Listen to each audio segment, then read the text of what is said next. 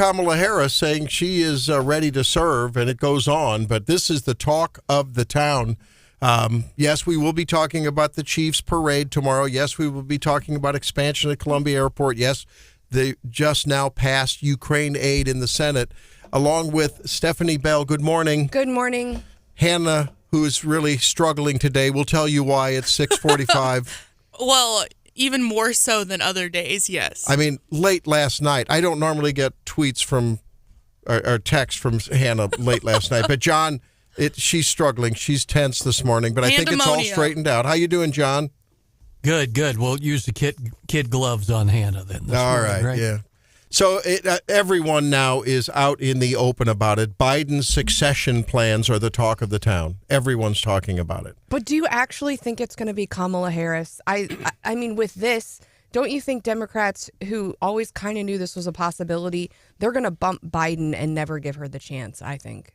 I don't know. It's going to be touch and go because, I mean, from a social justice, glass ceiling, what other colloquialism can I use? I mean, it's important that the next box that's checked is that black woman sitting in the Oval Office. Well, that's why I say Michelle Obama. I don't think it's going to be her. You don't think so?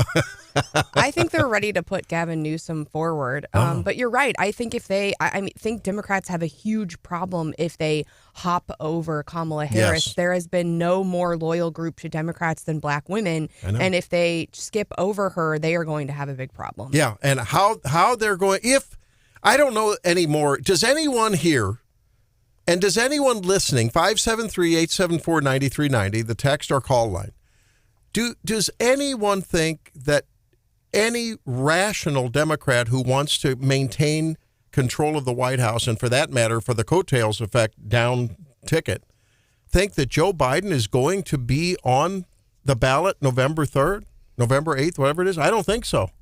Yeah, I don't think so. It's not if, it's when. I used to argue this point the other way, and I think I've recently changed. In the last 2 weeks, I think I've really started to change my mind. John, what do you think the odds are? If you were playing the book, what do you think the odds are? I think it's better than even money. Yeah. I think he will be on the ballot. Barring any kind of major, health issues between now and then, I think he'll be right there on the ballot.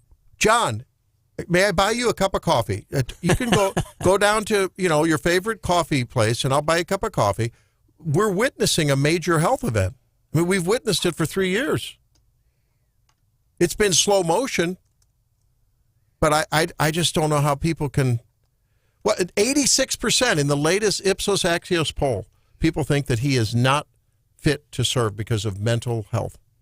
I don't know. John does have a good point. I know. I'm kidding. But I don't think Democrats care, really. I think if the polling is showing, if the economy keeps kind of going the way it is, and Donald Trump keeps saying some wacky things over here about like the NATO comment, if Democrats think they can win with a vegetable, they are going to put him up. If suddenly they think they can't win, they'll find someone else. Yeah. And John, we talk so much about the ever-Trumpers and the people, my candidate, right or wrong and all. There's a lot of Biden backers who are in that exact same mindset. You're absolutely right. And it may be that when people pull the lever for Biden, because technically, how can they take him off the ballot? I don't know. He's going to win in March. I think he'll make it to March. The party gets to select their candidate, and so I haven't dug down into the Democrat rules, but there is a process by which at the convention they could choose someone else. That's right. They have that super delegate process. Those people are super powerful in the Democrat convention, right? I think it can be done. I can't explain fully the details, but smarter people than me who know the details have told me it can be done. I don't think it's a matter of smarts, John. I think it's not a matter of smarts. It's a matter of no one can figure out most of what progressive woke Democrats are doing. So, Stephanie, don't feel as though it's a smart thing. Well, that's why Kennedy's listed himself as an independent. Yeah. Hey, speaking of which, Kennedy made sort of a half-hearted apology, but only to his family for the Kennedy commercial in the Super Bowl. Did you see that? He's like, I'm sorry. Effective. Yeah, well, you talk about threading the needle. I'm sorry that I offended anyone in my family. I don't want to hurt anyone, he told Jesse Waters last night.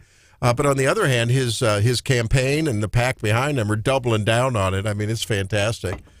We've got some, in case people didn't see that, I do have that sound. We'll play that. a couple members of my family as we were watching the game together.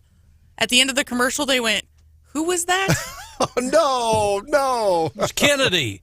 Oh, my God. Which Kennedy? Right. Oh, that's great. Yeah, here it is.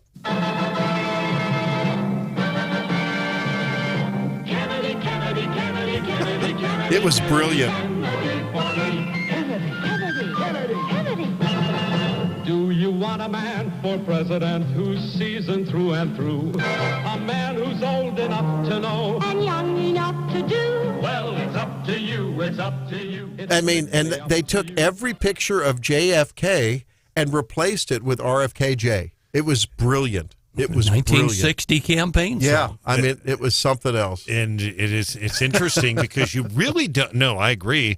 And it is interesting that music is old school, and you don't really hear much about RFK. The debate and the discussions have all been on the Republican side, but very little in the Democrat. You don't hear anything about it. Nor do you see much polling. I haven't seen any debates. Well, and I was looking at the polls, and you don't see polling that is a three-way race, because that's now what it's going to be, right? I mean, I think this guy is going to have as much or maybe more impact than Ross Perot did back in the day. Well, I am looking at a recent poll, Wednesday, February 7th. It has Trump at 40, Biden at 34, Kennedy at 8. Manchin at 3. I mean, 8 is significant. It is. It is. Absolutely. Ross Perot, by the way, in 1992 ended up with about 19%. He did. It was, and he, that was a huge race. You could make the argument. No, some disagree, but it probably helped Clinton because you could make the argument but there was worries it was going to hurt Clinton, but I don't think it did. But no, I thought that ad with the Kennedy music was very, very powerful. And there's it made me think about when the Biden has said all along he's going to stay in the race, and there really aren't any indications otherwise. But if he decides to withdraw, it made me think of Lyndon Johnson back in 1968 when he said, I will not accept another nomination as the president and serve out his term, and then if he did that, it'd be like we saw with Johnson with the free-for-all at the Democratic National Convention, Chicago. Well, there's a recent poll out of Massachusetts that has Kennedy at 9. There's also a poll out of Wisconsin that has Kennedy at 16. I mean, that's a difference maker. Yeah, it is. There is no doubt about it. It is interesting to tie in with you're talking about, Stephanie, with what is happening in Columbia. The Boone County Democratic Chili Supper is tonight. And I've been running it in the news. Russ Carnahan's going to be here. Crystal Quaid. I think my invite got lost in the mail. Richard Brown. I forgot to mark it on my Hannah calendar. doesn't like chili. I had a dinner. Thanks, I had John. a dinner date with some friends. I'll have to cancel it. I'll be back. I'll be back. It's at 5:30. But one of the it'll be at the Elks Lodge, but it will be packed. But here's I'll make a point here. Russ Carnahan is going to speak, and they are in the super minority right now, though in Boone County they have 4 of the 5 seats. But John and I can remember not all that long ago in the 1990s, the Democrats, and this would tie in to a certain extent nationally, the Democrats had supermajorities themselves in both the Missouri House and it wasn't all that long ago. And most of those Democrats, by the way, were pro-gun and pro-life. But when Mel Carnahan was governor, he was pro-choice. Most of the legislators were pro-life, and they did not agree on that issue, but they put that past them and worked on other issues.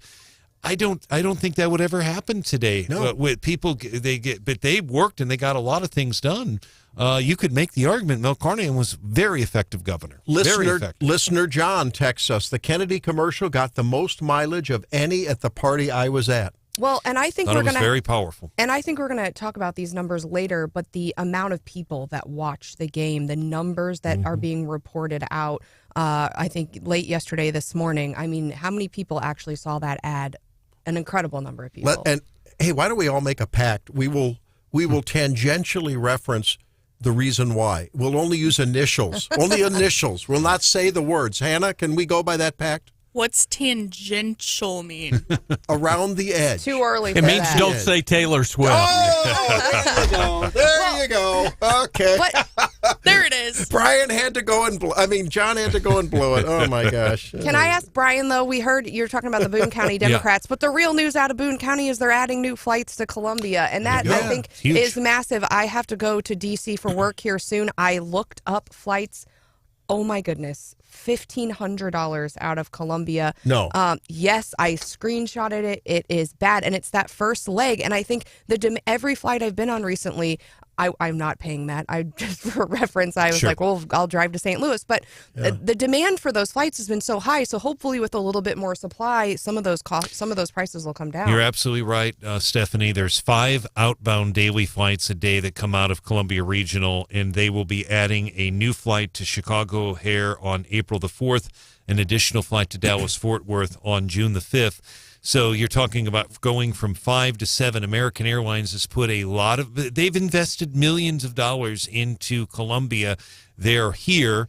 They're going to do that. And you're right. Those planes have gotten bigger and they are full. And I'm running the story in the news as well. Michael Parks confirmed that later this month, he and Stacey Button are going to be going to Arizona, and they're going to be talking to the airlines. But the Charlotte thing is a real possibility, but it's just not. They don't have a date yet. They're really looking at that. They've got the grant, twice daily service, but we've been talking about that for a long time. But first things first, these 2 daily flights that they're adding, it's a huge deal for mid-Missouri. Not just Columbia, Jeff City, the whole area as well. A lot of state people use that plane too. It's time for the Daily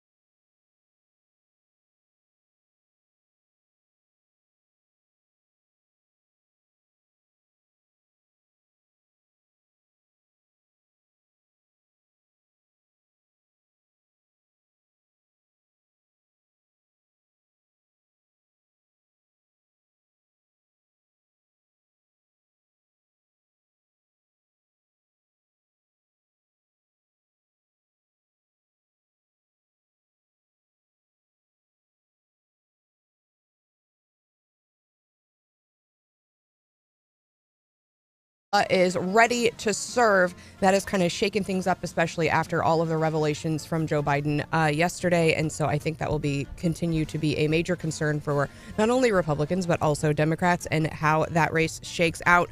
At the same time, we got news out of the Senate late last night, or was it early this morning? Just now. Just this morning. It's early this morning that they passed the $95 billion defense spending package.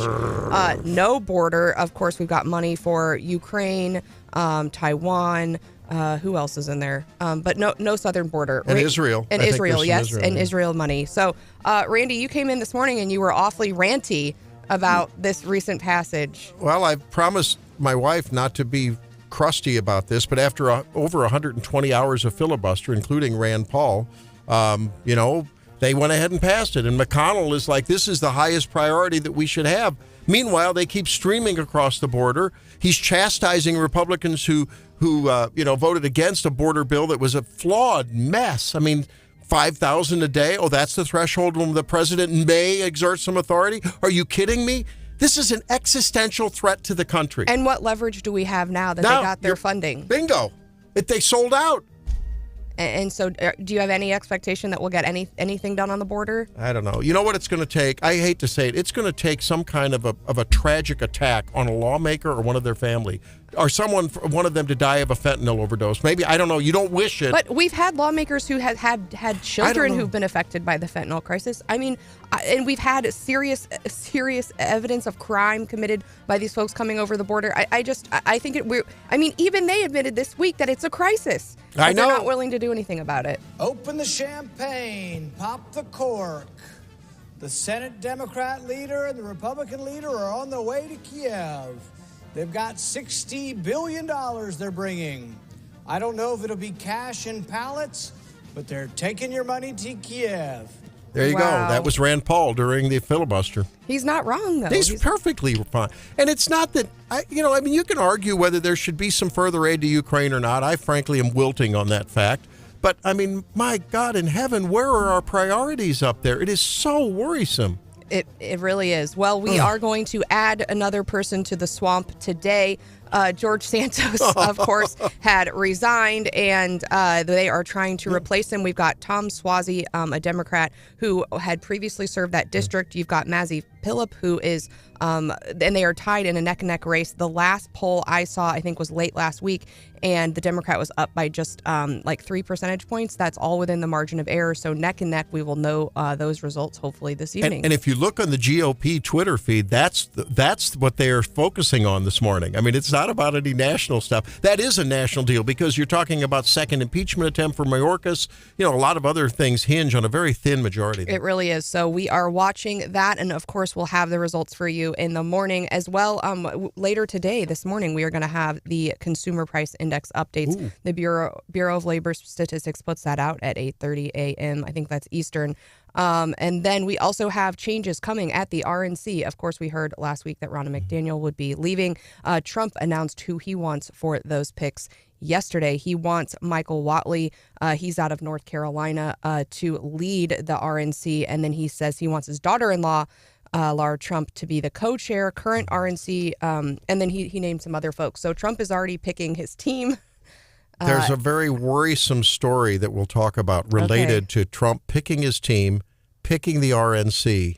A very worrisome story out of NBC News. Now, it's NBC News, but we'll talk about that later. It's very worrisome along those facts. I think we've got to go there, but I think we haven't had the red wave that we wanted. We've had some big losses, and so personally, I'm not sad to see some changes coming. Maybe we can get some energy and get some new momentum.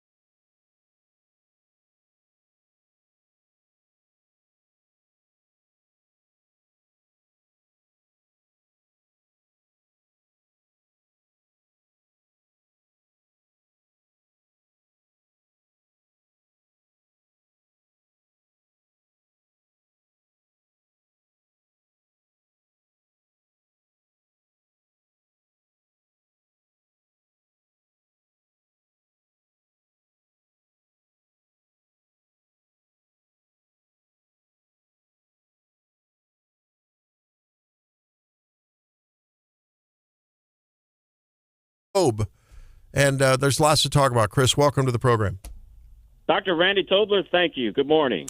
Good morning. Well, the Ukrainian aid package, despite the prolonged Republican filibuster, passed early this morning, and I know you're thrilled about it. I don't know. You're so excited you probably can't continue with the segment. Can you, Chris?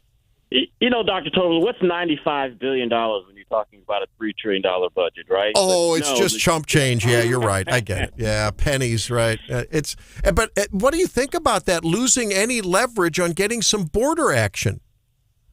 Well, I think, as we all know, that this this supplemental that was passed yesterday that gives aid to Ukraine, Taiwan, and Israel, it's dead on arrival when it gets to the House, so it has no chance of winning.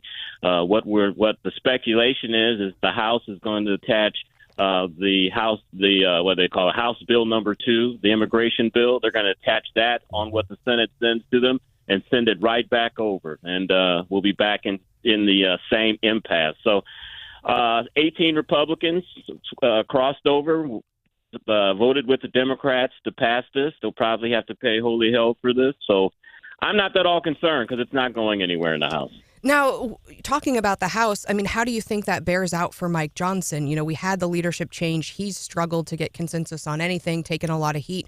Do you think this is a deal breaker for his future? I don't, because, first of all, no one else wants that job. And I think that members in the House would know that it would be an absolute political disaster to replace a speaker 2 times in 1 year, especially in an election year. So I think his job is safe, but it's not going to get any easier going forward. Chris Arps joins us on Wake Up Mid-Missouri.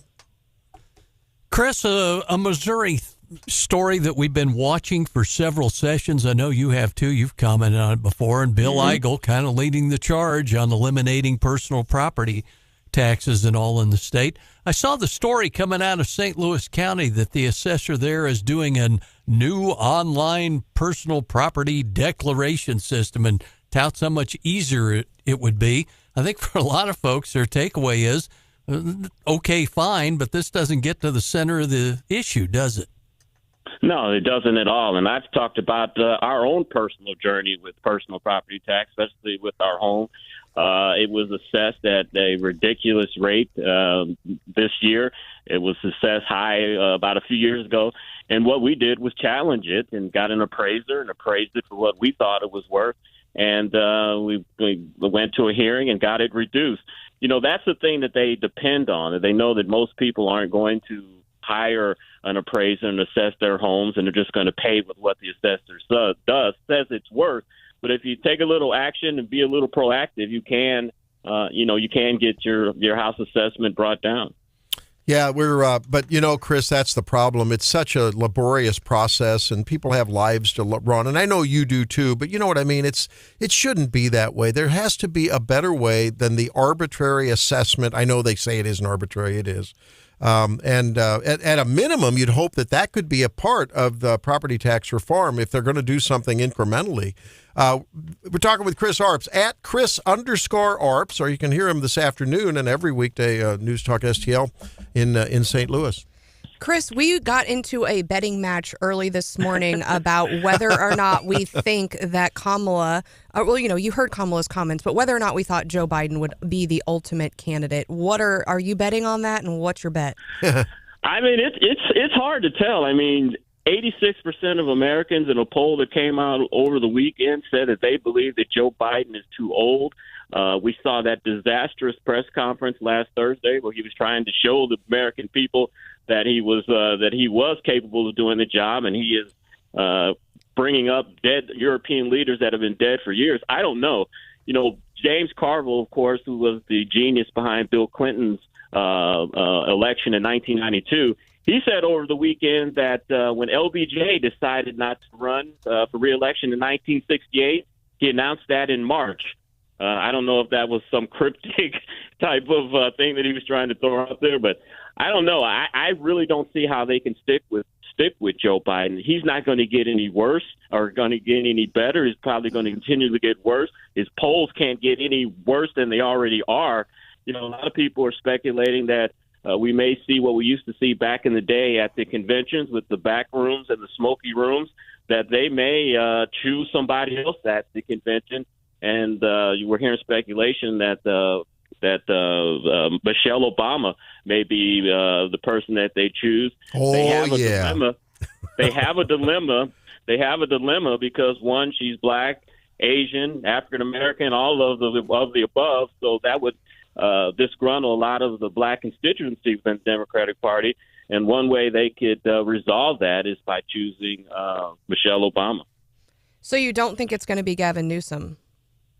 I don't. I think replacing the African American Kamala Harris with a white man would probably not do well with their black constituency. I think it would have to probably be a black woman. And still, the mechanism is what worries me. I don't know if they're ready for the torment that would it seems like the most expeditious route, and the one that, like you referenced, Chris, is the way forward, would be that sort of have him bring his delegates to the convention with the superdelegate process and everything, which we talked about is so complicated. Who can figure it out? You know, it's too early. It's too late for the primary process, even if he did it tomorrow. Yeah, exactly. It's going to be, if they remove him, it's going to be where Joe Biden just announces that, hey, does an LBJ and says, I'm dropping out of the race. I'm not running for re-election. Or there's an agreement or a coup at their convention in Chicago, of all places. You remember 1968 in Chicago. Yeah. Well, we're in a rioting mood in this country, so why not? Bring it on. Yeah, we are. We are. Now, we saw yesterday, despite it being a state holiday, we saw the Missouri Senate be in. They actually went quite late last night, and it was kind of a return to what you might expect. So Senator Coleman's initiative petition reform legislation hit the floor. We actually got a filibuster, not by Republicans, but by Democrats on that. Is there any hope from what you're hearing that this, something shakes loose in the Senate? I think ultimately Senator Coleman ended up laying that bill over. It's now on the informal calendar, so no action was taken. Is there any hope for initiative petition reform or for that matter, anything getting through the Senate this year? I hope so. People have been speculating because of the election year, not much is going to get done. I hope that the IP reform is passed. We can't have abortion being enshrined in our Constitution as a constitutional right. I think the majority of Americans or Missourians support that. And the reason why we need IP reform, because we've seen our Constitution changed by such a small minority in our state. So I hope it's important enough that Republicans can come together and figure out what they need to do to get this on the ballot so Missourians can vote on this. Well, and I think some of those versions, including the version that hit the floor, had citizenship voting. And now you're involved in an organization that and are really passionate about that issue. Can you talk about the importance of getting those types of provisions into our Constitution and what you've seen across the nation for folks who don't have that type of protection? Yeah, most definitely. Most of our state constitutions say that every citizen has a right to vote, and the liberals have taken that as a loophole by basically saying you're not telling who can't vote. So Americans for Citizen Voting, we work with state legislatures and grassroots activists around the country to amend their state constitutions to say only United States citizens can vote. We've seen, and this issue really got on the radar screen a couple of years ago when Washington, D.C. and New York City passed ordinances to allow non-citizens, those with green cards and illegals, to vote in municipal elections, like school boards and mayoral elections. And we know the reason that they give that is they say, hey, these people are contributing to society, so they should have a right to vote on these issues. And we know if that ends up passing, that the next step is going to be, well, why can't they vote for Congress? Why can't they vote for the governor? Why can't they vote for the president? The famous slippery slope argument there, Randy. No doubt about it. Chris, now I know there's an exciting new podcast that I wonder if you'll be tuning into, maybe recording. I understand that the Missouri, somewhere in Missouri administration in the marijuana regulation, they're going to be having a monthly podcast. Will you be a guest on that regularly, or what's the story? You got some inside information on that? I don't, but if our friend Ethan Thampy is a part of that, and we've had him on the show there in St. Louis a few times, I guess I could be a guest. In that vein, I saw a story last week.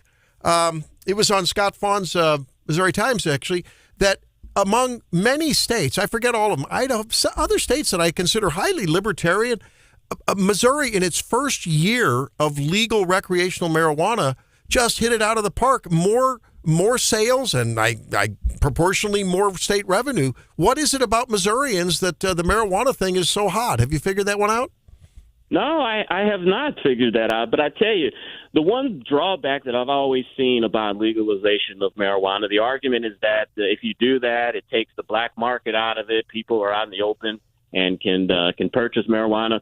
But what we've seen in Colorado and these other states is because the taxes on legal marijuana is so high, it's still cheaper to go and buy it from somebody on the street corner in the hood and get probably the same quality for a much cheaper price. So you're actually encouraging the black market because the taxes on it are so high. And I know from the medical perspective, it's undeniable that in Colorado and other jurisdictions that it's been around a long time, we're seeing a lot more youth.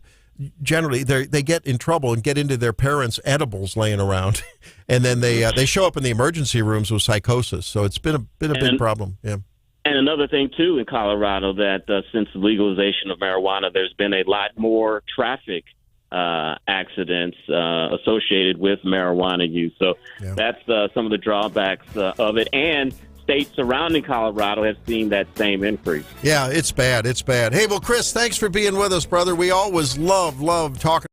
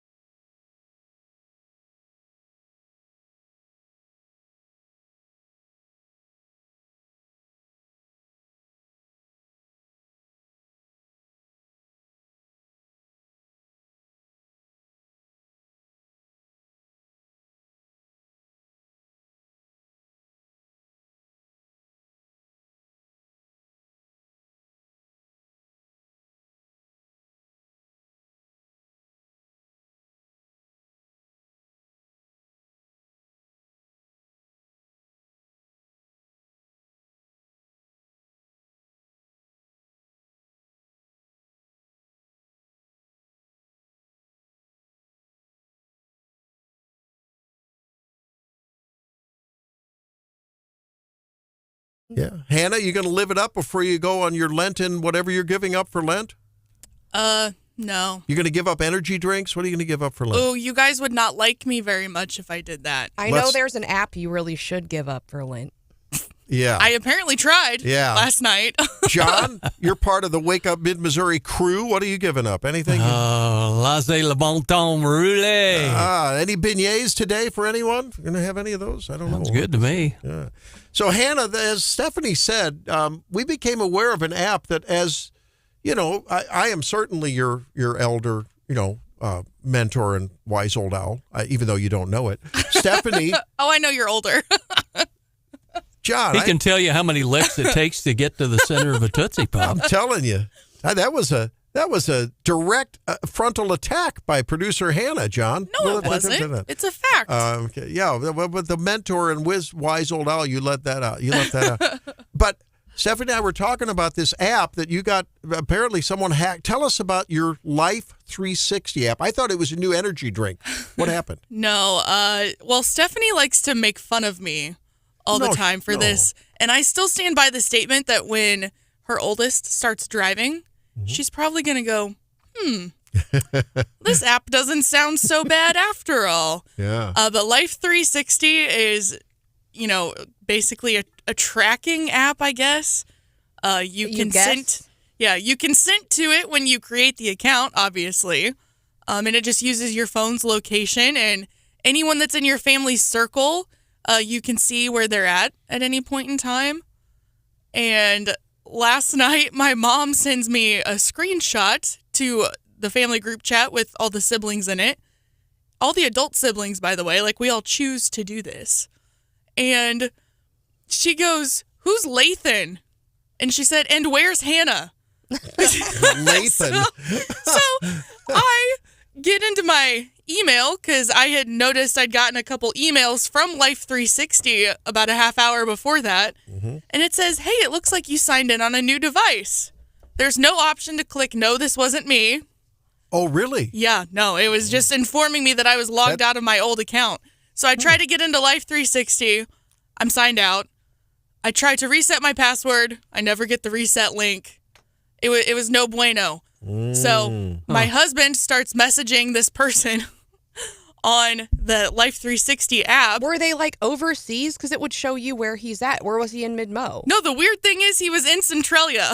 Oh, no. So what we think might have happened is, and from his profile picture, it looked like a literal child, right? And my husband, bless his heart, he was so fired up. He's like, I could see where this person lives. I'm going to go show up. And yeah, it was, the biggest concern was that this person could see where all my family members lived and everywhere I had driven in the last couple of days. Yeah, that's terrifying. And yeah, it's on me for not updating my phone number on my account when I got a new number a couple years ago, I guess. Isn't this the app that BMW put in their nav systems? I think it is.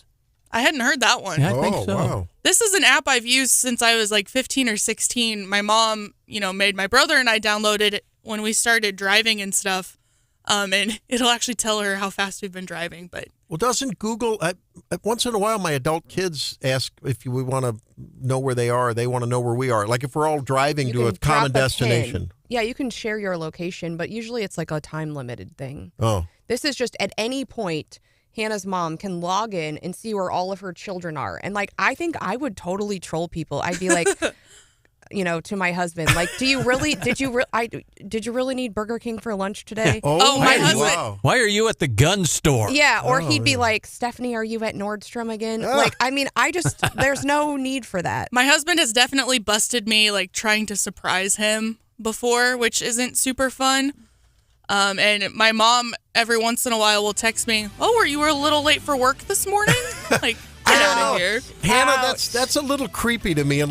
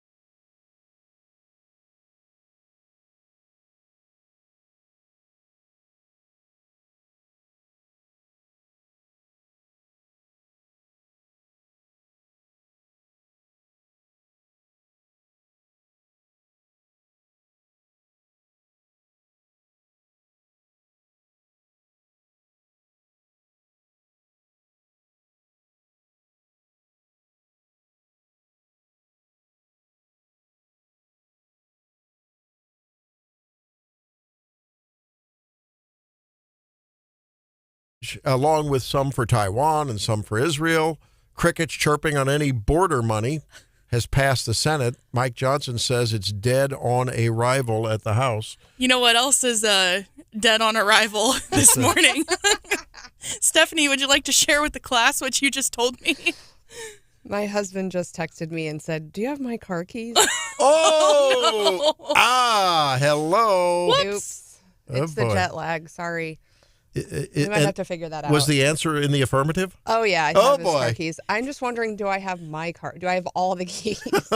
Well, how did you get here? I used his car keys. We both have keys to both cars. Don't you have keys to your husband's car?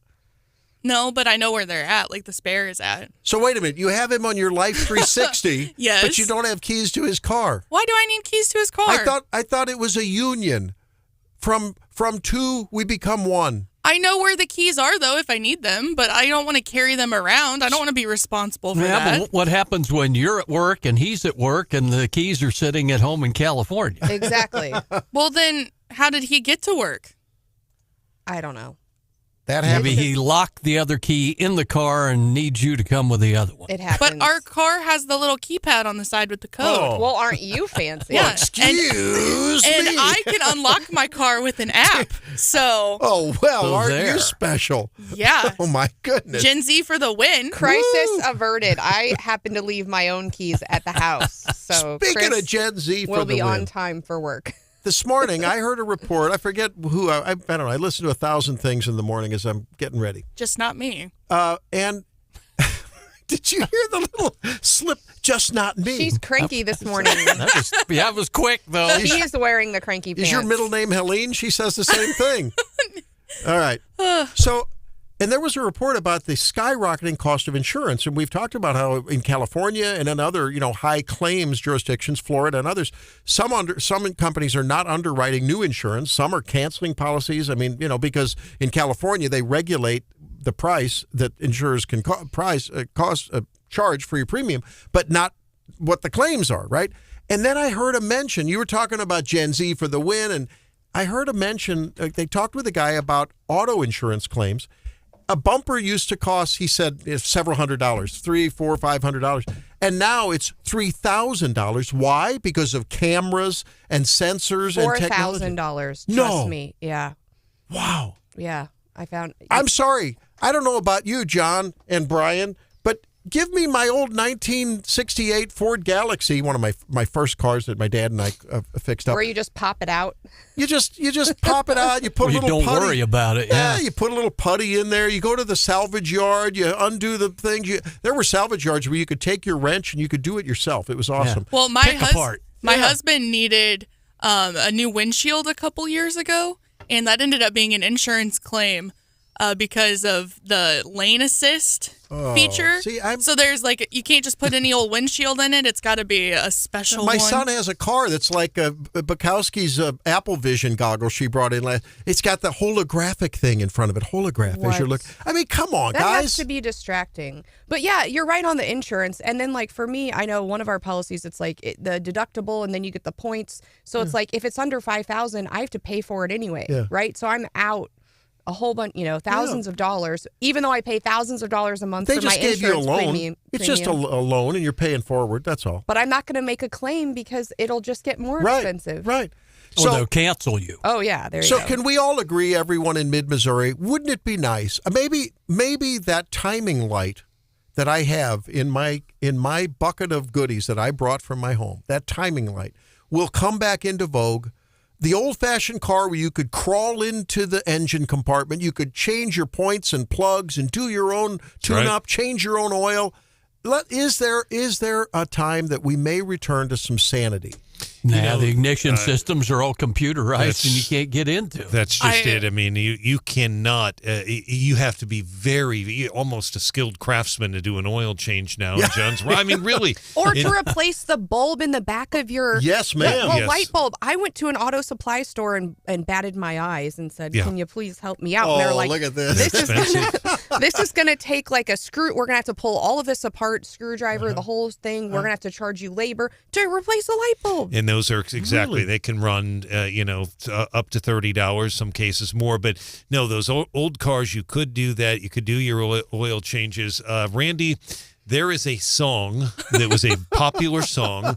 It was sung by a gentleman by the name of Archie Bunker. And it was called All in the Family. And he ends the song, Gene Stapleton, God rest her soul. Those were the days. His comment was, thinking what you just said, G.R.O. LaSalle ran great. G.R.O. You're right. Am I correct on that? That's correct. And then the audience loved it. But I mean, he was talking about an old LaSalle. He didn't need anything fancy. But Archie Bunker wanted to drive his LaSalle, and he missed Herbert Hoover too. By the way, we had an old Ford 500 Galaxy. And it was a convertible, and that was the coolest thing. But boy, was it ever a fixer-upper. And I remember somehow we had a little altercation. I don't think it was me, but somehow we needed a little rear where the rear tail light is in. And I went to the salvage yard. We bought a tail light assembly. We put it, and it had some body part on it too, like a quarter panel kind. Put it in there. Went to the store, bought some spray paint, sort of matched. Those were the days. Got you down the road, and the food at the Steak and Shake or the Golden Corral stayed. It still tasted the same. And the Galaxy got about 15 miles to the gallon. Oh, baby, those were the days. I was listening to one of our radio stations a couple weeks ago. It was one of the, national shows on the radio station, and they were talking about how, Gen Z is basically the worst drivers. And it was the study that they were citing and giving all these facts about it. And I'm like, well, yeah, we're the least experienced drivers. No duh. That to me is not headline worthy. You're the most distracted drivers, too. True. I see lots of older people, though, also on their phones when they're driving. And you can't do that. And never done that. No, and Hannah brings up a good point. And there are people. Look at Stephanie. That was the big eyes open emoji on that one. You don't want to use the phone. I was on Highway 40 heading to help Mom this past couple days, and there were people that was stuck in traffic towards Wentzville, heading towards Wentzville. And there were people on my left, and I was stuck in traffic, and I could see they were on their phones, and they ended up rear-ending each other, three of them, and crashed the cars. You in witnessed the traffic. it. Oh yeah, they weren't seriously hurt, but for barely hitting each other, it was a lot of damage to the car. But they tied up traffic. But they were on their phones. So yes, there is no doubt that's an issue. Listener Derek says, my wife hit a deer last week. It's still drivable. I was expecting $3,000 to $4,000 damage. It was $11,000. I couldn't believe it. Can you believe that? You left out the important thing she's probably listening to. I love that. Yeah. That is a good one. At least she's okay. But I will say this: you have to have insurance. I know it's the law, but you've got to cover yourself, because one of those.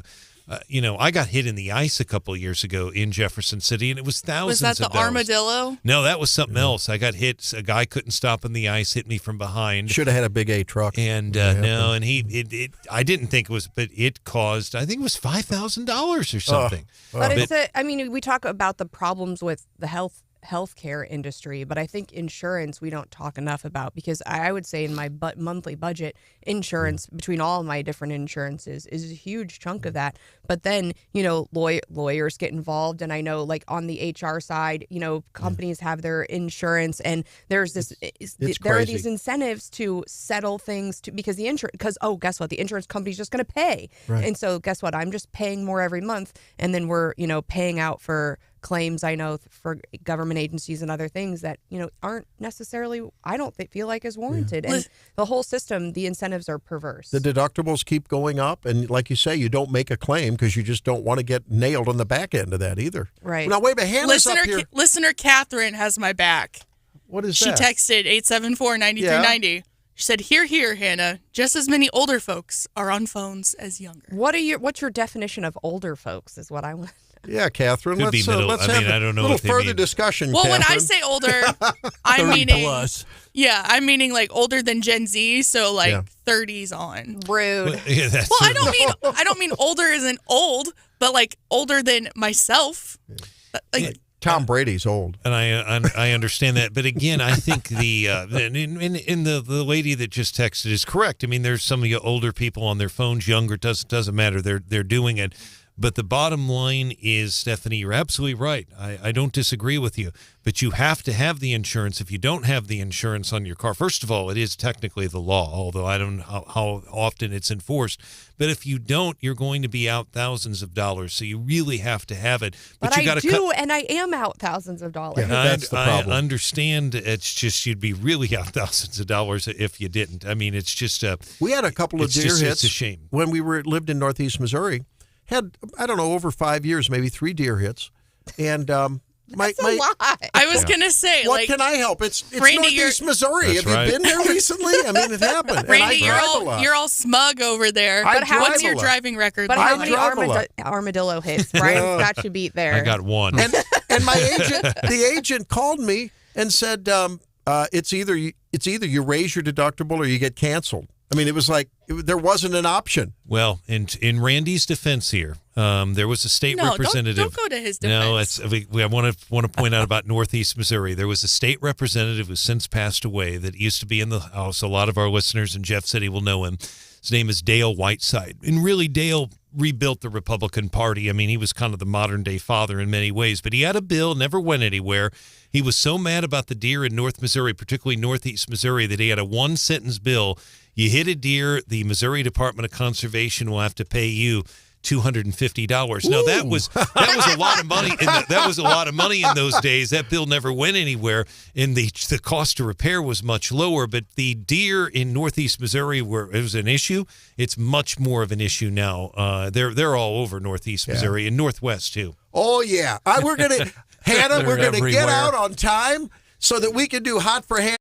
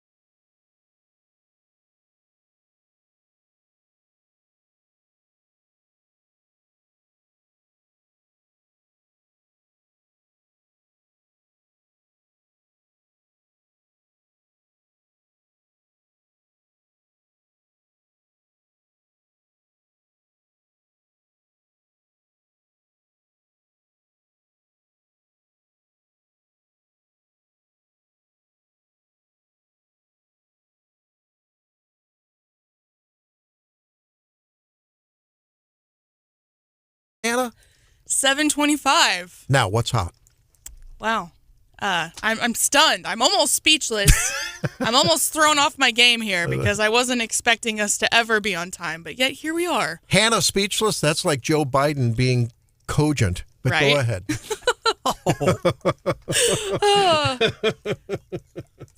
So I actually am covering a local story today and What's Hot with Hannah, something I don't get to do very often. And it's from Mizzou, and it's not so much silly as I normally would do, but I thought it was interesting. The MU Board of Curators last week, they extended the test optional admission option for undergrad students for all of the UM systems. So, UM, UMSL, Rolla, Mizzou, the whole shebang, right? So instead of having to take the ACT or the SAT and use that to get into college. We'll take your money if you're breathing. Pretty much. That's called open enrollment. Are you kidding me? So they have voted to extend that for one more school year. And then some of the curators were quoted in the Columbia Daily Tribune saying, this is the last year I'm willing to do it. What? But they started doing that during COVID because a lot of the, nationally standardized tests were canceled. And so students were like, wait a second, how do I apply for college when you're looking for certain test scores and I can't provide those? But, obviously, we've been out of that for a couple years now.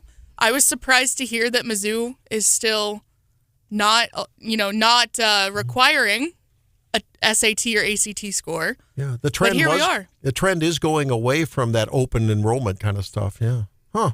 What is their rationale? Did they discuss it at all? Is it just is enrollment down? I thought enrollment was up.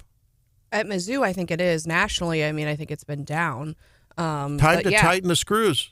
Well, the only way the university can get more money is if they beg for it from the state, and that's been more difficult, or if they increase their enrollment, right, and keep expenses down. So, with all due respect to University of Missouri, I'm for competition.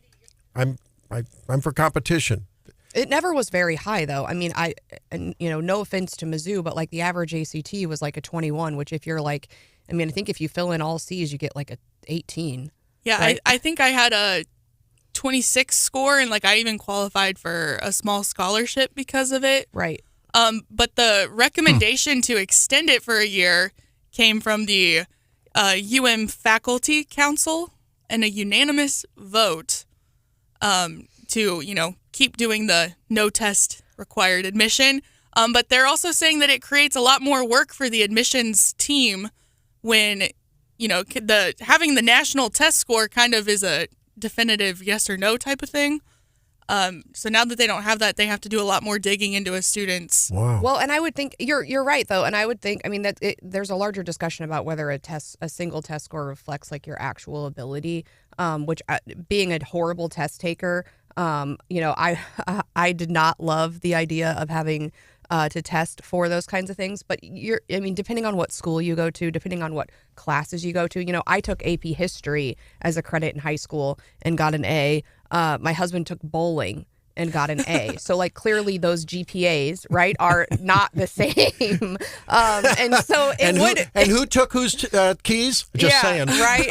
So you would, and then different schools, right? Like, I went to Jeff City High, which at the time, had a lot of people, a lot of different offerings, it was very competitive. So perhaps, my class rank would be different if I was at a different school. We know like Blair Oaks has a really high quality curriculum, and their students test very well. So I think depending on what school, you'd have to you couldn't just say, oh, if you have a 3.9, that's the same across the board. Well, and I think I took the ACT twice, and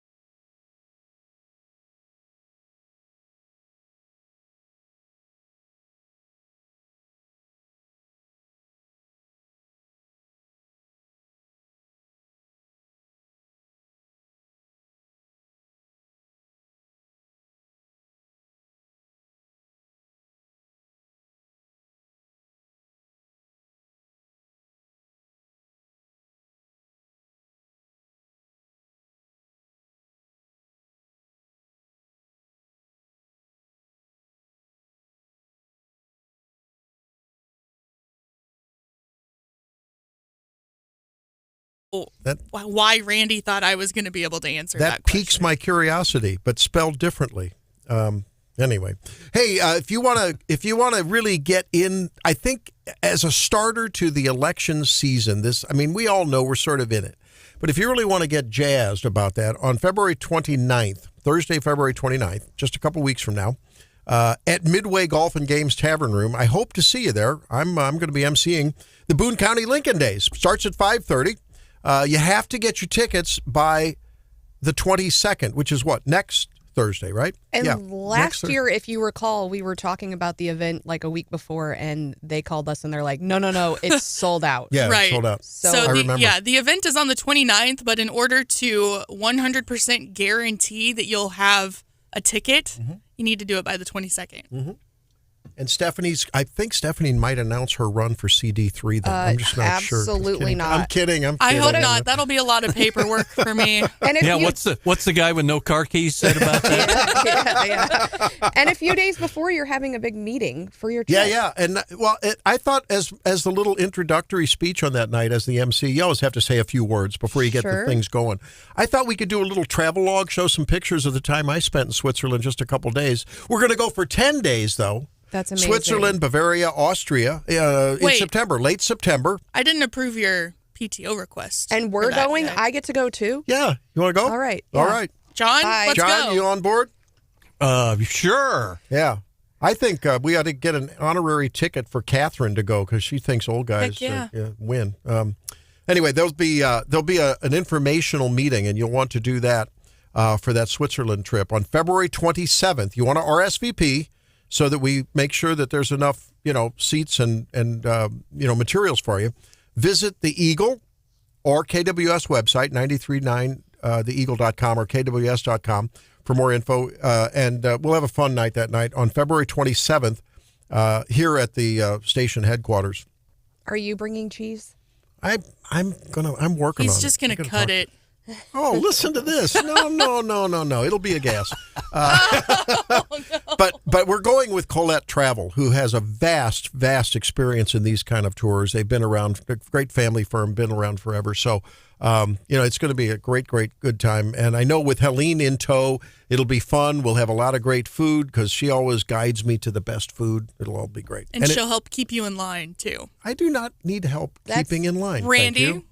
No, that's amazing. I know, I feel the same way about European travel a little bit like I do Disney. And, when I went with Disney, I went with someone who knew it backwards and forwards because I just didn't have the time to invest in doing all of the research. And I ended up having a wonderful trip without a guide and someone there to help me.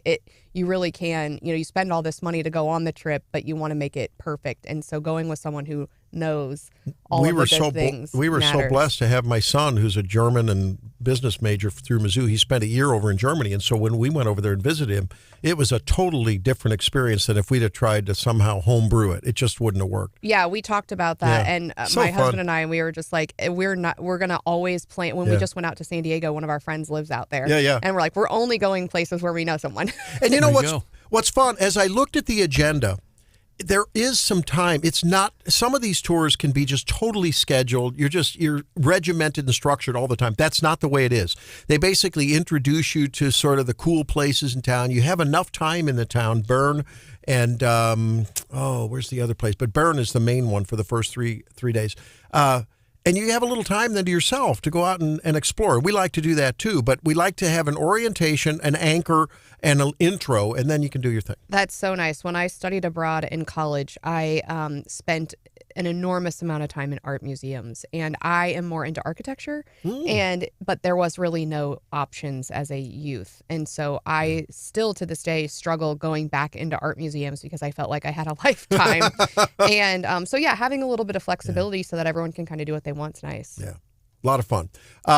So we wanted to talk about this said by the judge down in Fulton County, Georgia. You know that Fonnie Willis is the prosecuting attorney down there, or is it the district attorney? I never know the right designation. But anyway, district attorney. She's the one going after Trump. And then the judge in the case was pretty forthright about his feelings about the kind of trouble Fonnie's Fannie may be in. Specifically looking at defendant Roman's motion It alleges a personal relationship that resulted in a financial benefit to the district attorney, and that is no longer a matter of complete speculation.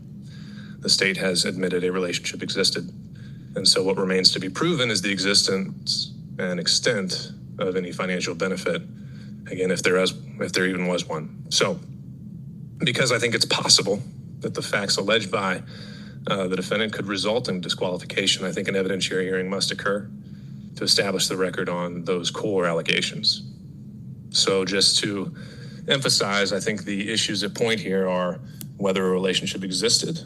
That was Judge Scott McAfee. What do you say, Stephanie? That's a huge development. And so we do need to back up a little bit. And so what we knew was she had made a court filing, Fani Willis, and said, I admit that there, we had heard all of the allegations. Those were all made by Mr. Roman, who is one of the defendants. Then she had admitted, yes, there is a relationship, a long court filing, but explained why it didn't really matter.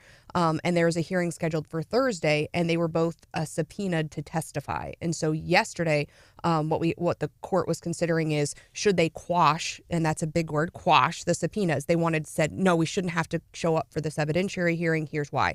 And so that's what the judge was considering yesterday and said, no, actually, I'm not going to quash these subpoenas. We do need an evidentiary hearing. We do need to fully develop these facts. And so, a fascinating development, and we're going to now hopefully learn a lot more about, when did the relationship start? Is it ongoing? When was it romantic? When did it become romantic? What were these trips? How much did they cost? Who paid for them? There's lots of information. And the fact that he said, there is a factual circumstance that could be developed in that evidentiary hearing that could lead to disqualification, that's huge. And why that matters for folks listening is because the polls are clear that if Trump has a conviction, if that's one of the hypotheticals in the polls, that race tightens up, right? Trump versus Biden. In some cases, Trump's underwater, right? So this defendant in that multiple defendant case down there about election interference, if she's disqualified, does that materially change the chance of Trump getting convicted? What happens? Or does it just delay the whole deal? Certainly it's a delay. And then beyond that, how they recover from that, I think it's very difficult. But there's also another argument besides just the potential for the conviction, which I think if she's disqualified, it's an impossibility before the election. Yeah, there goes her credibility and everything else. Yeah. The other thing, though, is, people are really fired up about the fact that, he is being, targeted. And so if the facts come out that said she received a personal financial benefit for going after Trump, I think that matters to voters and saying, look, these people are basically bought and paid for. They're targeting him for personal financial benefit, not because he actually did anything wrong. Yeah. And I think that's an argument that resonates on the other side for voters as well. Yeah, that's true. The whole thing just cycles back to the timeline, doesn't it? It really does. And I think Trump was in court yesterday, maybe in the Florida documents case. I think there were like 4 or 5 different court hearings, appearances this week. It's a lot, but this is I think the most significant thing we're going to learn this week. And I think the case is still scheduled for the 15th, for Thursday in this case. The Washington Post is reporting that Donald Trump plans to attend the Georgia hearing on the misconduct allegations against prosecutors. So I don't know whether this is instead of one of the others that he's supposed to be at. Well, the whole idea is they could potentially be disqualified from the trial, couldn't they? Yes. And that's what the judge said yesterday. So then what happens? The governor appoints a new DA, or what happens? I think so. She's not the only one on that team. So whether someone else can slide up, or whether whether the whole case falls apart, I think it depends on what the factual allegations are. So when he talked about a romantic relationship, what's the standard of proof here? Do you need to have evidence of a dozen long stem roses, or do you need to have some DNA? I'm just saying. I don't know that I want all of the details, but I do think one of the people subpoenaed was like a consultant, or like someone that works with him, like a coworker who could kind of could corroborate. Verify. Yeah. Maybe the scheduling secretary. I'm not sure. The PDA secretary, we call that. This is something that I know captures people on a dramatic level, if nothing else, right? Yeah, but certainly on the travel, there would be receipts, right? Yeah. And so, there would, more than just hearsay, you would have some indication of whether it was personal or business travel and those kinds of things. And I'm just going to come out and say it. Is this woman dumb? I mean, doesn't she realize that during her campaign, she criticized her opponent for the very same behavior? I mean, does she not remember that being a major plank in her campaign? Then to behave like this? Well, and then if you recall her first response after all of these allegations were made, she was like at that church saying, why do we have to criticize black women? Why do we, do you recall her comments? Yeah, I remember. And she didn't seem sorry at all. No. She just played the victim and That's said, right. why are we, we have to stand together, and why am I taking all this I criticism remember that. and everything Yeah. like that? And didn't seem to be affected at all or have any remorse or anything. I don't know. This is the intoxication of power. It seems to give people some sense that they're immune. I mean, we see it over and over and over again.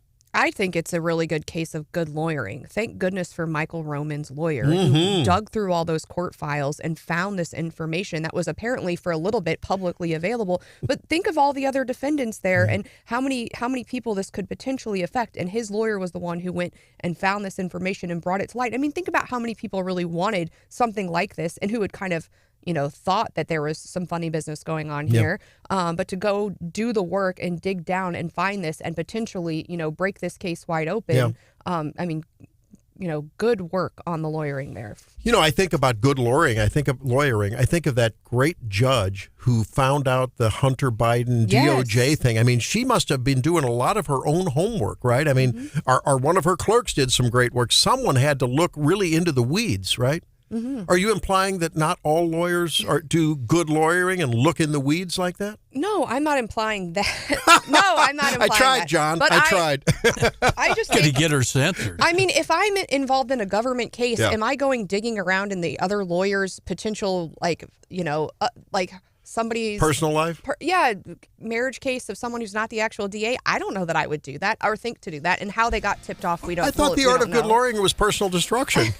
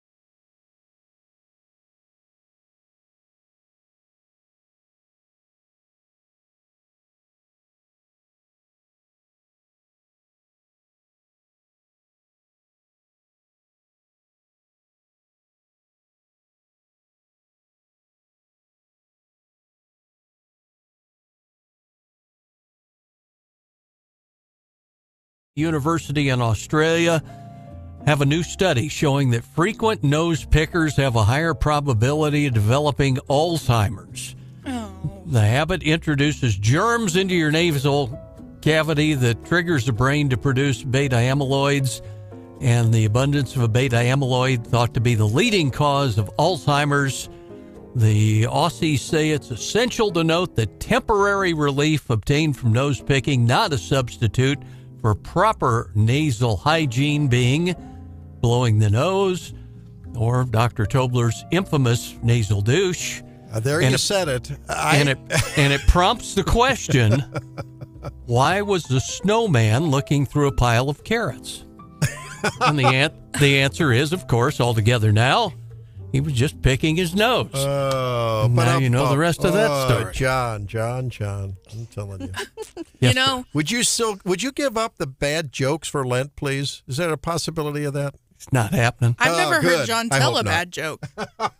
Thank you. So I just repeat them. Now there's potentially some misdirection in the assumptions in that study.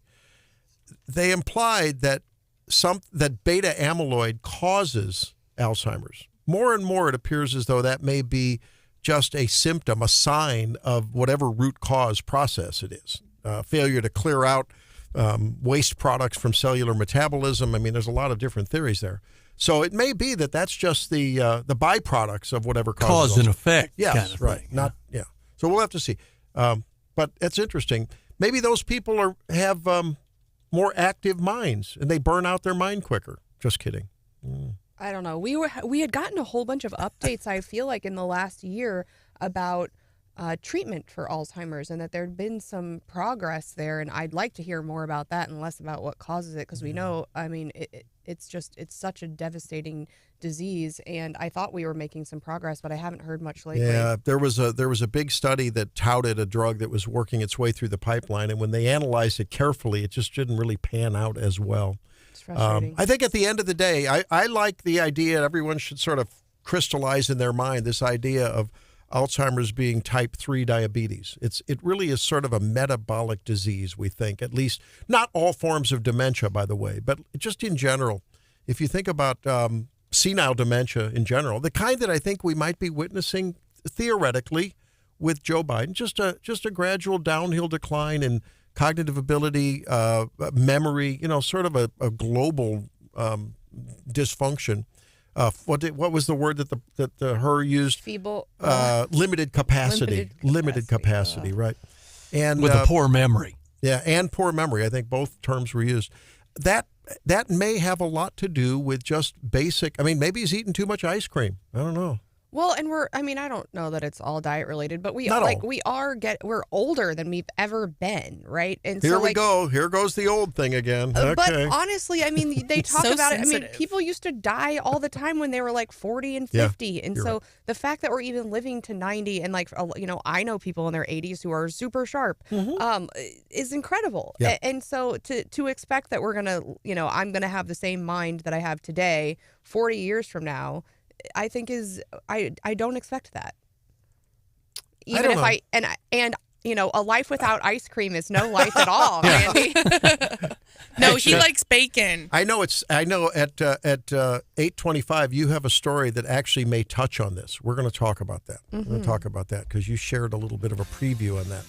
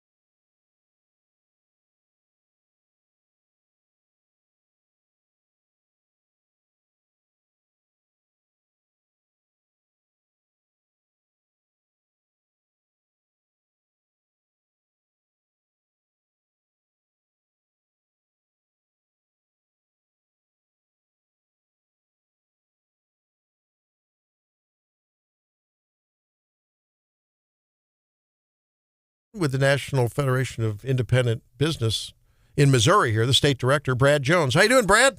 Randy, how are you? I'm good. And all my favorite morning peeps. Yeah. Now, yes, those of us are you've got some of the young people here, and then you've got the wise old owls, that join it as well. Where do you put yourself in that continuum, Brad? I am more in the wise old owl continuum. I was going to say, do the rest of us get to vote after Brad answers? No. No, I think you just need to go push your little buttons and do whatever it is you do, Hannah. Oh, I love this team. Here, It's great. I could push a big button right here, Brad, and it would just drop your call. Watch out, Jones. You may not be filling in again. Now, this is God. this morning we wanted to talk about your economic trends report, hot off the press just this morning, right? Okay, yeah, what's up? It is. It's hot off the press. This is really kind of an interesting. I know economics is not everybody's jam. It's it's out there, but you don't pay a lot of attention to it. But at NFIB, we pay a lot of attention to it. We've been doing this small business economic trend survey for 50 years now, and it's very, very well respected. There's a lot of folks in D.C. that take a look at it, including the Fed, by the way. And it is a survey of 10 questions that we ask small business people. And we keep the stats and we look at them from month to month. And so we did get the ones in from January. And there's a lot to be extrapolated from these numbers, Randy, because it's not all that great. I mean, I hear all the happy talk going on out of D.C. and what a great job they're doing with the economy. I don't know that they're asking the small business people that question, because here is my suggestion. We had a good holiday season, and we actually had an uptick in our optimism index for November and December. They actually went up a couple of points both months, and that was good. And we thought, oh wow, so maybe this is going to be the way things are going to go as we go into 2024. No, it wasn't. The optimism index of those 10 things that we put them all together actually dropped 2 points, which to the listeners doesn't mean anything, but it did drop a couple of points for January. And I think there's probably a couple of reasons for that. One, I think everybody was feeling really good about the holidays, and then the holidays were over, and they started looking around and going, no, wait a minute. I still have positions I can't fill. Inflation is not gone. It went down a little, but it isn't zero. So the cost of my goods and services and the cost of my labor are still going up. And the wild thing about this economy, and this is just Econ 101, is normally when you have inflationary pressures on prices, people pump the brakes a little bit on buying. They haven't. The GNP for the fourth quarter was 3.3. That's pretty robust. And so, it's just a really weird anti-Econ 101 kind of a deal that we've got going on right now. And I think a lot of small business people looked around and said, okay, we got through the holidays. They were good. But wait a minute. I still got some of the same problems that I had, before the holiday season was over. So that's kind of my feeling. But here's the one of the questions, and here's the one that really should make people sit up and notice. We always ask about how do you feel that the real sales will be in the next few months. That was down 12 points.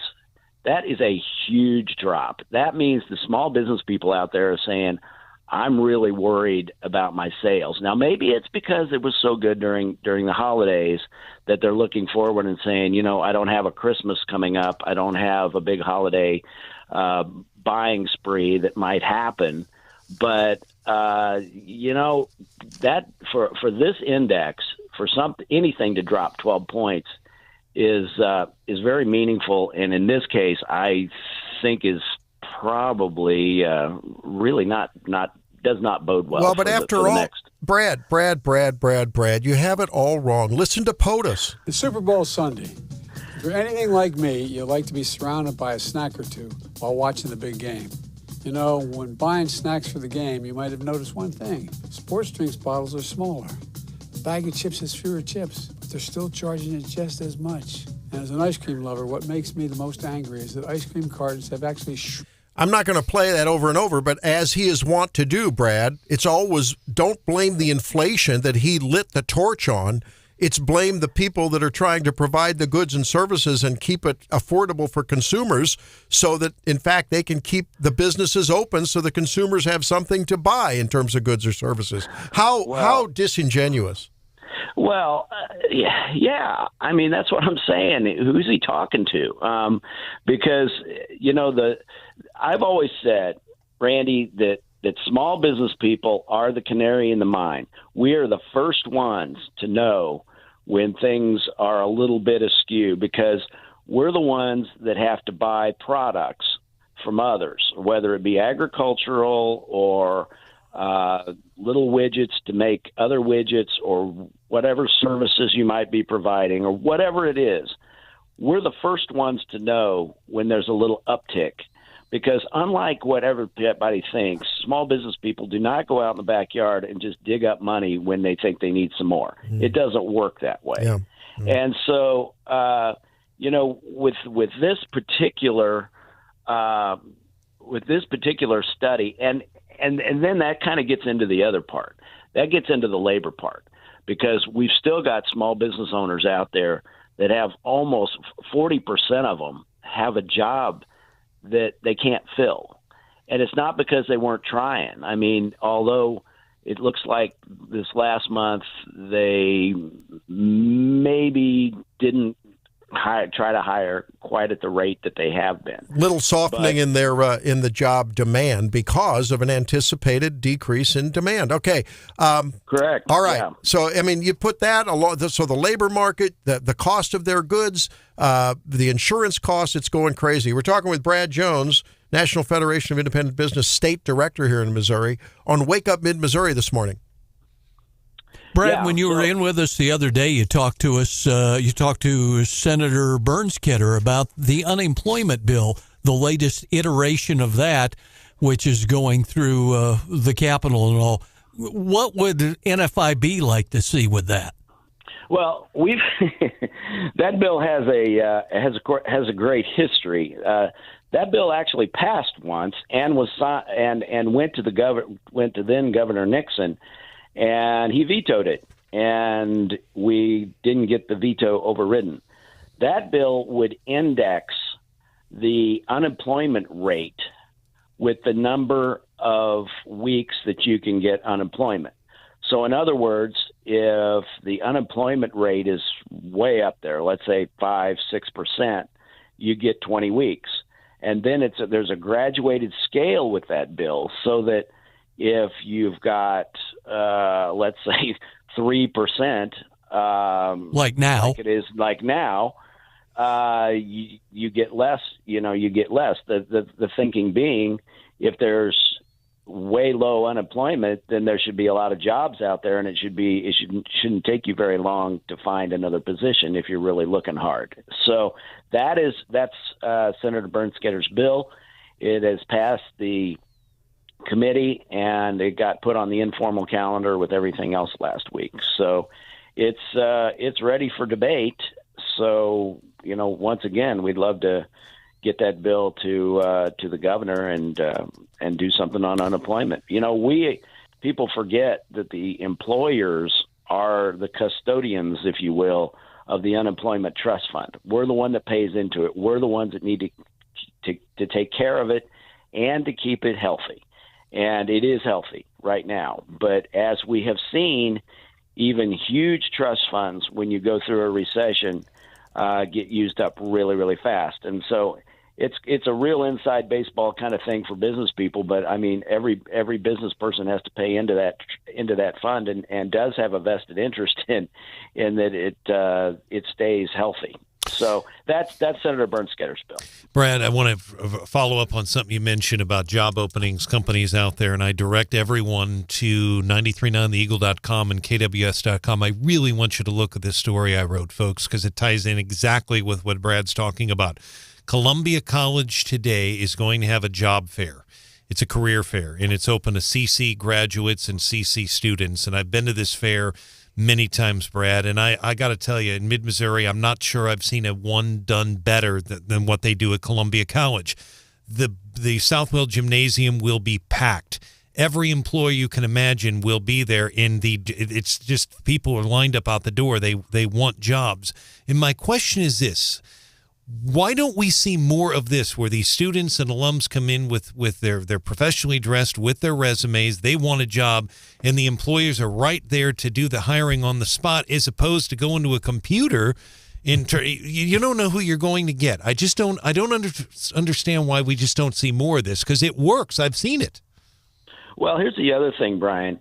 According to this same study, we've had a large percentage of our members that have tried to hire people, and I think to your point, I mean, last month it was like 89% of them didn't find the person to match the job, and so I think these fairs are fantastic because first of all, you're looking somebody in the eye, and you can talk to them and you can ask them questions.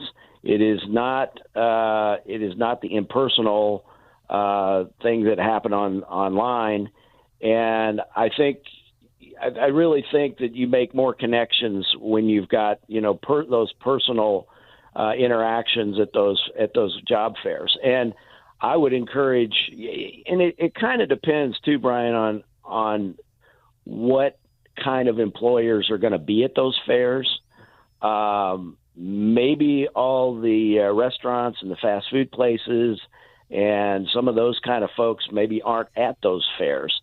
And those are some of the areas where we're having and some of the trades, I hate to say it, but it's really difficult. It's even more difficult for your carpenters and your construction people to find skilled people that can come to work. And I know that in the construction industry, they've had a heck of a time finding, really good drywall folks. And that's why, the kids coming out of Lynn and some of the tech schools, man, they can name where they want to work, what they want to make, and pretty much they are in the driver's seat when it comes to getting out of those schools. Yeah. And consequently, look how they've grown. Yeah. I mean, look how Lynn has grown down there. I mean, great. Those folks are doing an amazing job for the economy. If anybody's helping the economy, it's our trade schools. I've said it once and I'll say it again. Mike Rowe for president. Love that guy. No, I mean he celebrates the vocations, which are professions. They've never been given the standing that they should in this country, in my opinion. But that's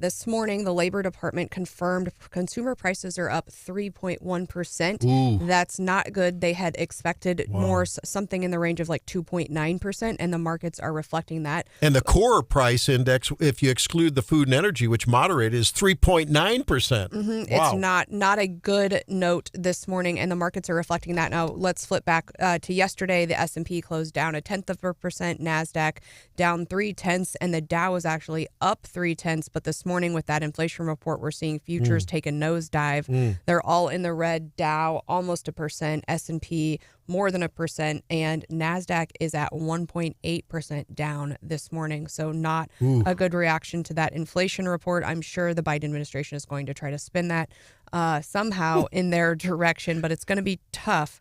You're right on that one. How are they going to turn this into lemonade? Right, yeah. And yesterday, the sectors that were really driving everything, I think energy and materials were gaining and technology was losing. And, we just talked to our friend Brad Jones at the NFIB talking about small businesses, but even we've seen that amongst big businesses. There's been a lot of layoffs, and even though they're reporting a lot of revenues and some of the big tech, but we're just seeing mass layoffs in those markets. So continuing to watch all of that. But for now, I need your all's help, the Wake Up family's help, because this has me really concerned.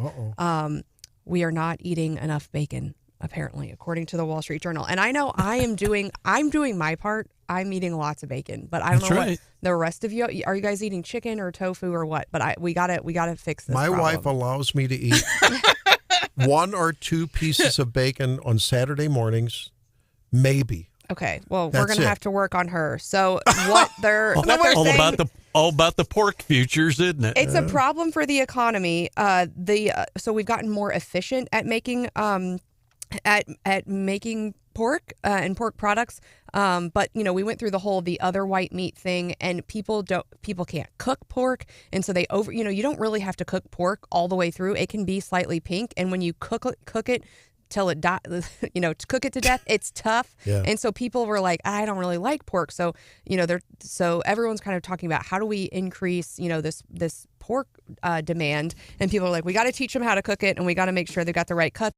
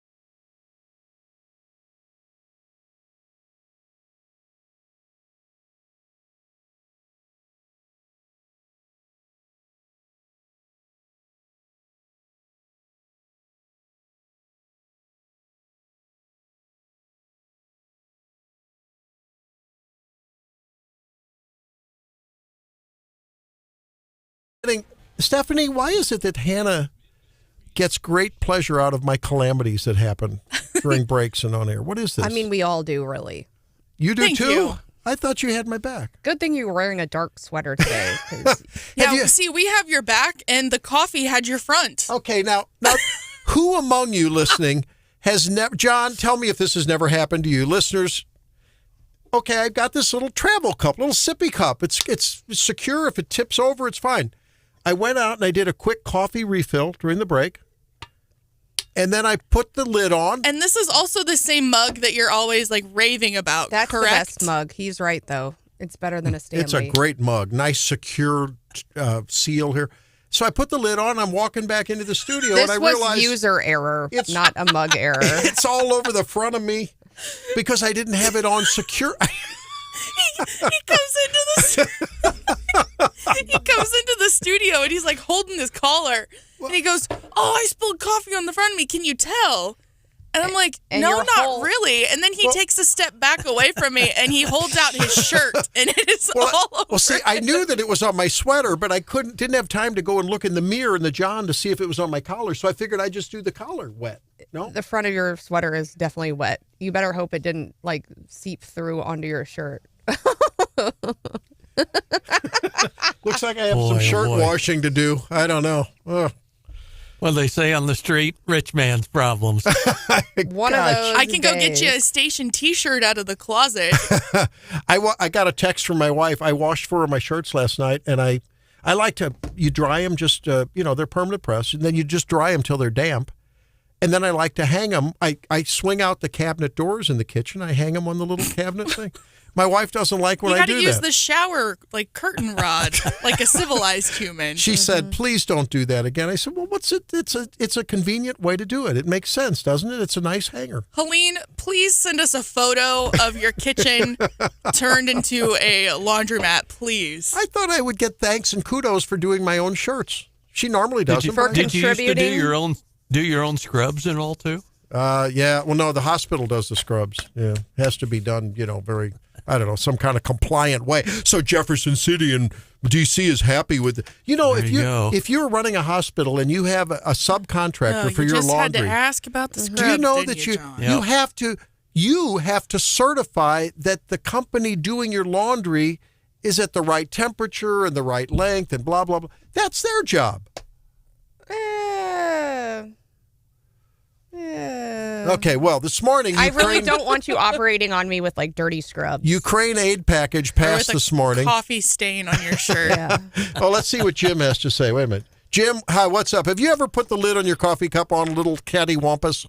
Yeah, but not only that. So I do flooring, and I try and stay hydrated throughout the day. Yeah. And I've found if you use the glass kombucha bottles, I don't know if you guys have seen them, but they got a real nice wide top, so easy to refill every day and easy to clean out. Oh. And so every day I refill a half dozen of those, and I put just a little bit of protein powder in it to kind of, because I don't get a chance to just stop and eat lunch.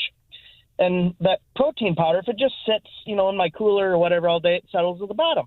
So usually every time before I drink it, I give it a little shake. Oh, no. And sometimes if I'm driving, I'll take a sip, I'll set the lid on, but I won't screw it on because I'm about to take another drink at the next stoplight.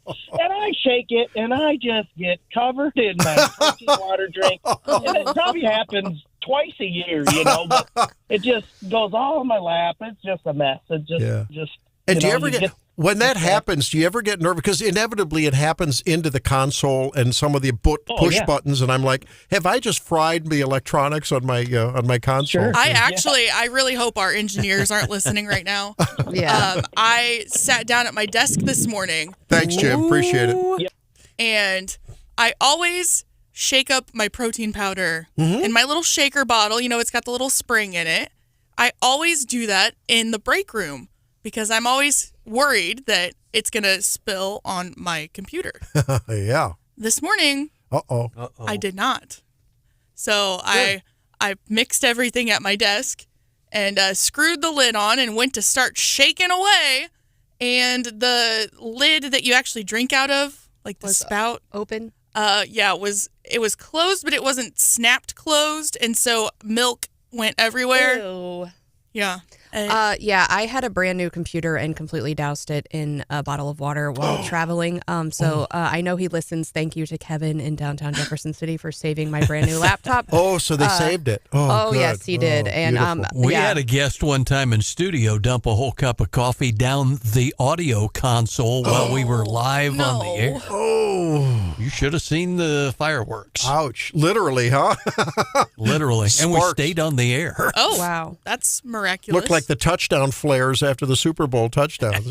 I'm getting nervous already. Do we know? Go ahead.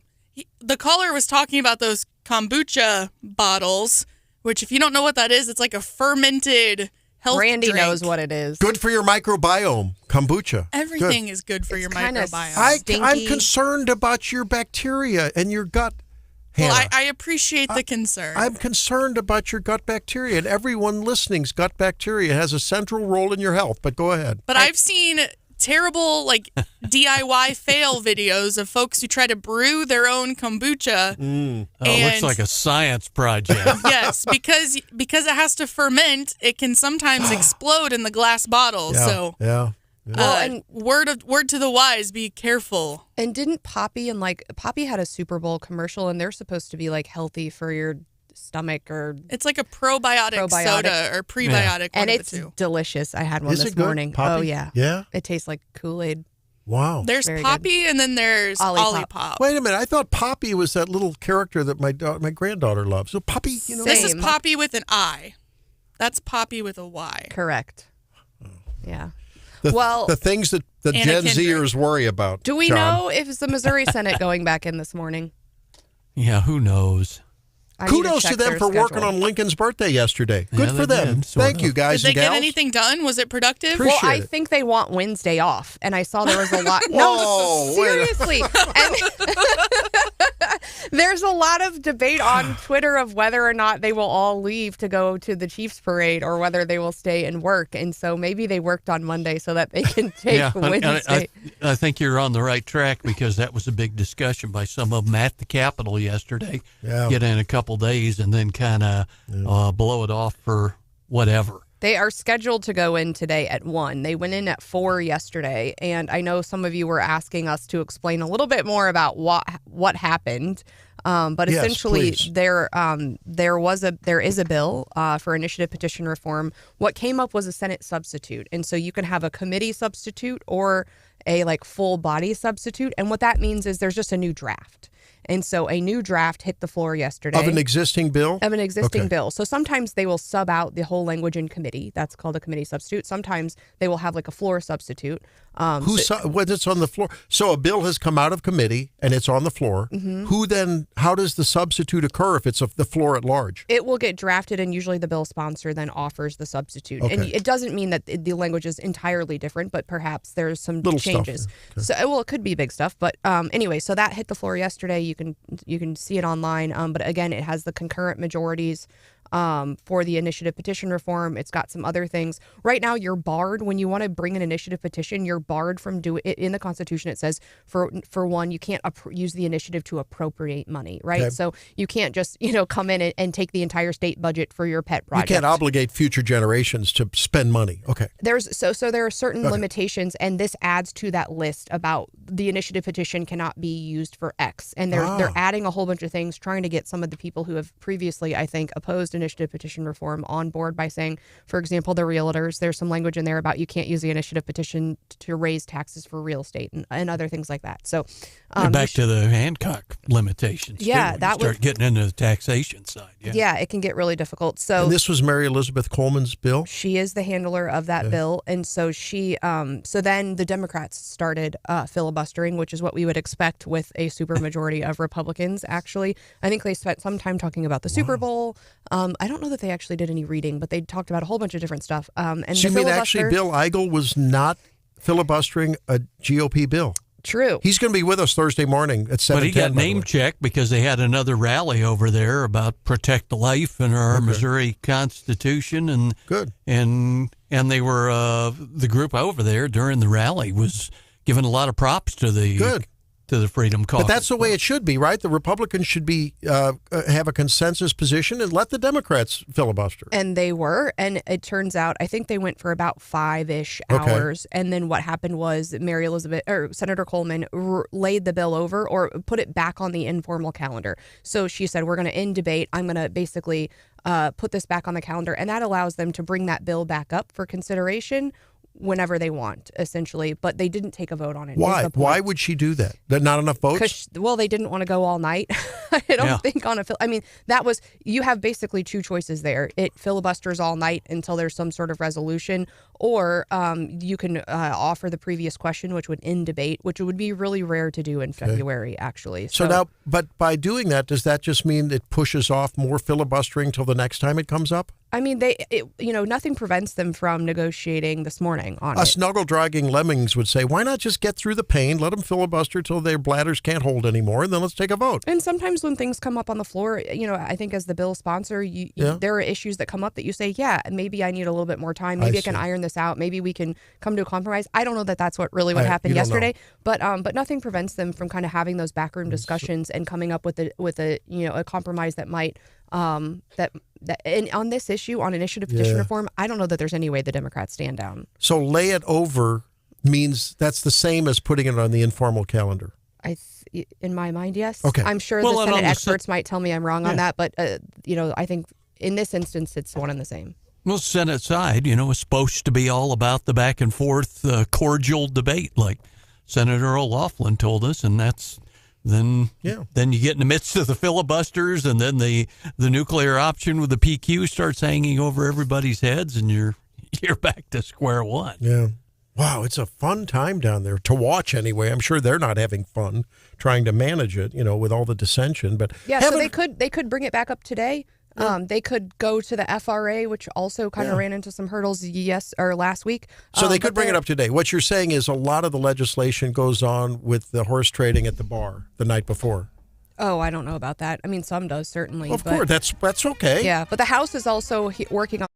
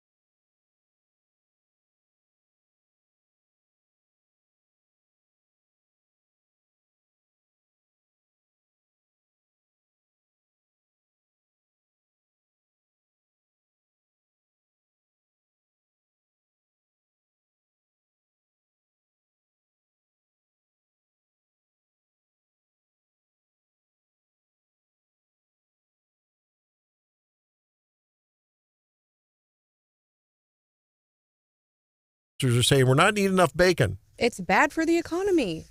We've got an overproduction. But it's bad for your health. It's not. Come on. Helene reminds me, she does the pork loin. She teaches her students at her Kids Can Cook classes. She does these for churches and various things.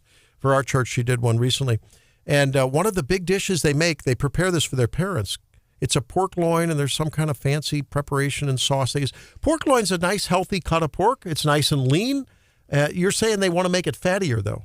Because people aren't eating it because they overcook it, and it's been produced so lean that it doesn't. It's more like chicken, and people like beef. You can cook it and make it moist. What they're saying is there's demand is 9% less than what it was 20 years ago here in the U.S. But U.S. farmers are producing 25% more pork than they did 2 decades ago. So we're getting better at it. So that means we need to eat more bacon. And I think pork steaks. Pork steaks are a fabulous way to eat. Well, pork. we're gonna counter that culinary and olfactory and taste sensation that pork can be, along with some moderating health news on our next Doctor's In segment. The other thing they're trying to do, though, is they're trying to make quick cook options in that, like, you would I don't know what it is, cook bacon. And so then you would buy it kind of half cooked and be able to cook it in like 10 minutes. And they said people are just in a hurry, and that's why they reach for other things. And if they could make pork like more easily accessible, they could sell more of it. It's the high temperature heating of proteins that have nitrites in them, like they cure. Yeah. Not so good. And nitrates. But that's a whole other issue. I shared with you, I ate pigeon for the first time. You ate pigeon, when I was in London. It was very good, really? actually. It just is gross to say. You want to stand up and see which way your toes point?